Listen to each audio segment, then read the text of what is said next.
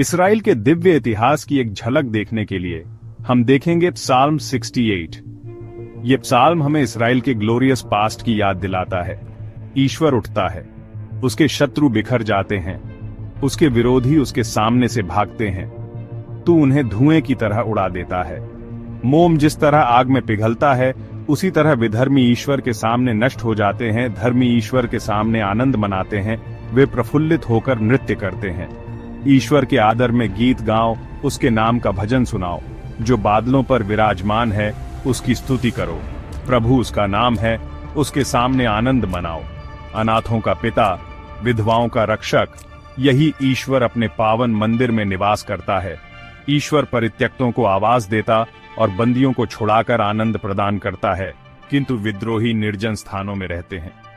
ईश्वर, जब तू अपनी प्रजा के आगे आगे चलता था, जब तू मरुभूमि पार करता था, तो सीनै के ईश्वर के सामने, इस्राएल के ईश्वर के सामने पृथ्वी कांप उठी और आकाश से वर्षा हुई। ईश्वर, तूने प्रचुर जल बरसाकर अपनी थकी हुई प्रजा को नवजीवन प्रदान किया। तेरी प्रजा वहां बस गई और तूने वहां दयापूर्वक दरिद्रों का भरण पोषण किया। प्रभु घोषणा करता है, वह महासेना को सुसमाचार सुनाता है राजा, और उसकी सेनाएं भागी जाती हैं और तुम भेड़शालाओं में विश्राम करते विजेताओं की स्त्रियां लूट बांटती हैं। वे कपोत के पंखों जैसी चांदी से, लगा कपोत के पिच्छकों जैसी पीले सोने से अलंकृत हैं। जब सर्वोच्च प्रभु ने वहां राजाओं को तितर बितर किया, तब सलमोन पर्वत पर हिमपात हो रहा था। बाशान पर्वत बहुत ऊंचा है, बाशान पर्वत के अनेक शिखर हैं। ऊंचे पर्वतों, तुम उस पर्वत से ईर्ष्या क्यों करते हो? प्रभु ने उसे अपने निवास के लिए चुना है, जहां वह सदा सर्वदा विराजमान होगा।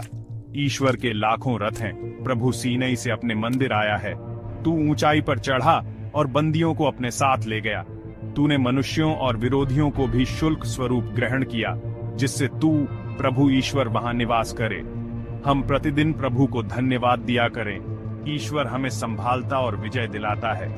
ईश्वर हमारा उद्धार करता है। प्रभु ईश्वर हमें मृत्यु से बचाता है। ईश्वर अपने शत्रुओं का सिर कुचलता है। उस व्यक्ति को, लंबे बाल वाली खोपड़ी को, जो कुमार्ग पर चलता है। प्रभु ने कहा, मैं तुम्हें बाशान से ले तुम्हें समुद्र की गहराइयों से निकाल कर लाऊंगा, जिससे तुम रक्त में अपने पैर धो और तुम्हारे कुत्तों की जीभों को शत्रुओं का अपना हिस्सा मिले। ईश्वर, उन्होंने तेरी शोभा यात्राओं को देखा। मंदिर में मेरे ईश्वर, मेरे राजा की शोभा यात्राओं को। गायक आगे, वादक पीछे, बीच में वीणा बजाती हुई युवतियां, वे गाते हुए ईश्वर को धन्य कहते थे। इसराइल के पर्वों में प्रभु को धन्य कहते थे। वहां कनिष्ठ वंश बेन्यामीन, वहां यूदा के नेताओं का बहुसंख्यक दल, वहां जबूलोन और नप्ताली के नेता।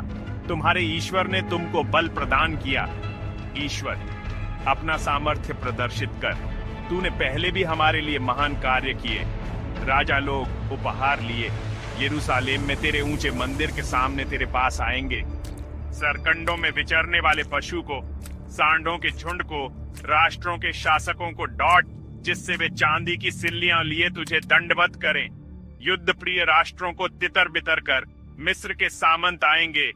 इथोपिया ईश्वर के आगे हाथ पसारेगी। पृथ्वी के राज्यों, ईश्वर का भजन गाओ, प्रभु का स्तुतिगान करो। वह चिरंतन आकाश के ऊपर विराजमान है। देखो, उसकी वाणी मेघ गर्जन में बोलती है। ईश्वर का सामर्थ्य स्वीकार करो। उसकी महिमा इसराइल पर छाई हुई है। उसका सामर्थ्य आकाश मंडल में व्याप्त है। ईश्वर अपने पावन मंदिर में प्रतापी है। वह इसराइल का ईश्वर है। वह अपनी प्रजा को बल और सामर्थ्य प्रदान करता है।